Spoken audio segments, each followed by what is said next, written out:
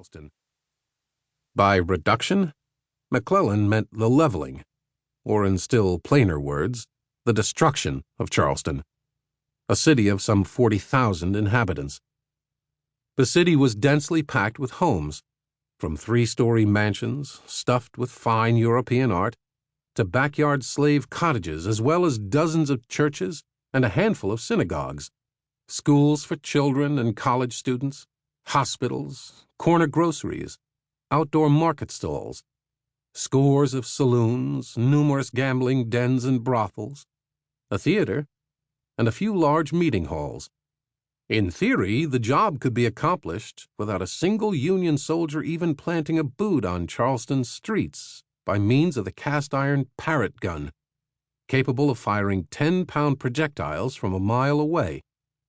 The aim might not be great from that distance, but accuracy was not particularly important when the goal was simply to hit something, anything, in the city. The blunt purpose was to induce terror through the indiscriminate nature of the assault. Perhaps a shell would hit the jail on Magazine Street, where the inmates shared quarters with the rats, or then again strike the orphan house on Boundary, America's first public orphanage, where the cornerstone had been laid by President George Washington himself.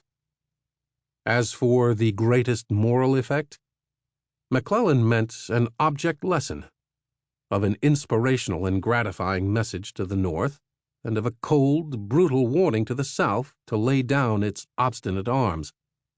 Charleston, he believed, was fit for a singularly severe punishment, more deserving of payback than anywhere else in the traitorous South was. This, too, McClellan took pains to convey to T.W. Sherman. There the unnatural hatred of our government is most intense, he said. There the rebellion had its birth. Chapter 1. Stomach for the Fight. Monday, October 17, 1859. The news flash arrived out of Baltimore at Perry O'Brien's American Telegraph office on Broad Street in downtown Charleston.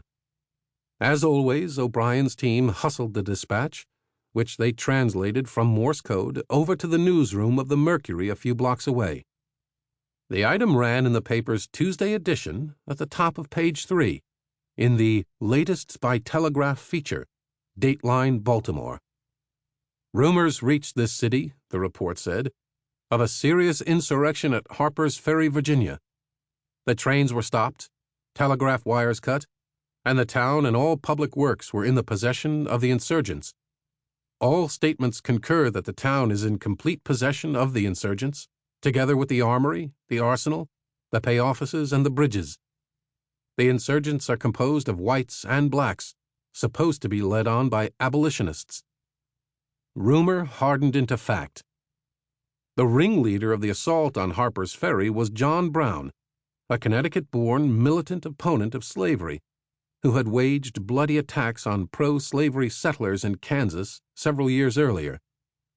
Brown was quickly captured by U.S. Marines, who killed many of his cohorts, and within 36 hours the insurgency was put down. The Mercury saw the failed revolt as a signal. As we anticipated, the paper commented at week's end, the affair in its magnitude was quite exaggerated, but it fully establishes the fact that there are, at the North, men ready to engage in adventures upon the peace and security of the Southern people, however heinously and recklessly, and capable of planning and keeping secret their infernal designs. It is a warning profoundly symptomatic of the future of the Union with our sectional enemies. After John Brown was on trial for treason and expecting execution, the Mercury also turned the episode into a political rallying cry against the North. The great source of the evil is that we are under one government with these people, it declared at the start of November. If we had a separate government of our own, the post office, all the avenues of intercourse, the police and military of the country would be under our executive control. Abolitionism would die out at the North, or its adherents would have to operate in the South as foreign emissaries, in a country armed and prepared to exclude their intercourse or arrest their designs and punish their intervention. The South must control her own